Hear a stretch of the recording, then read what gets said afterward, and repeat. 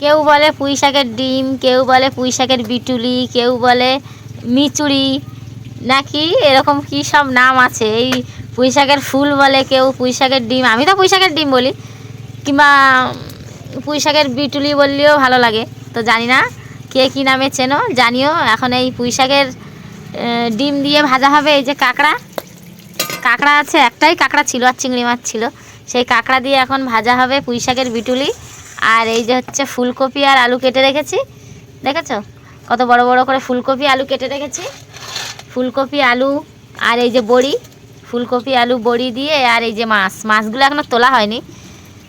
এই যে বাটা মাছ আছে, সিলভার কাপ মাছ আছে, তো ওই মাছ দিয়ে ফুলকপি আলু আর বড়ি দিয়ে রান্না হবে।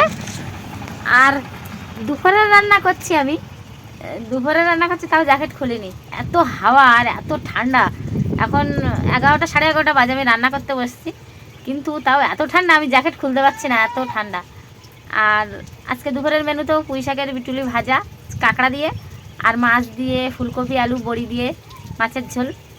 তো তোমাদের কি রান্না হলো অবশ্যই জানিও। আর একটা কথা না বললেই নয়, কালকে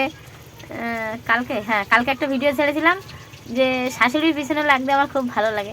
তো সেখানে একজন কমেন্ট করেছে, পিছনে লাগার মতো তো তোমার কেউ আছে। মানে সত্যি যে শাশুড়ি বৌমা একসঙ্গে ভিডিও বানাই, তার জন্য অনেকে সবাই ভালো ভালো কমেন্ট করো, তার জন্য সবাইকে থ্যাংক ইউ, ধন্যবাদ, যে যেটাভাবে নিতে পারো। তো সবাই অনেক ভালোবাসা দিয়েছে ওই ভিডিওটায়, তো সবাইকে অসংখ্য ধন্যবাদ।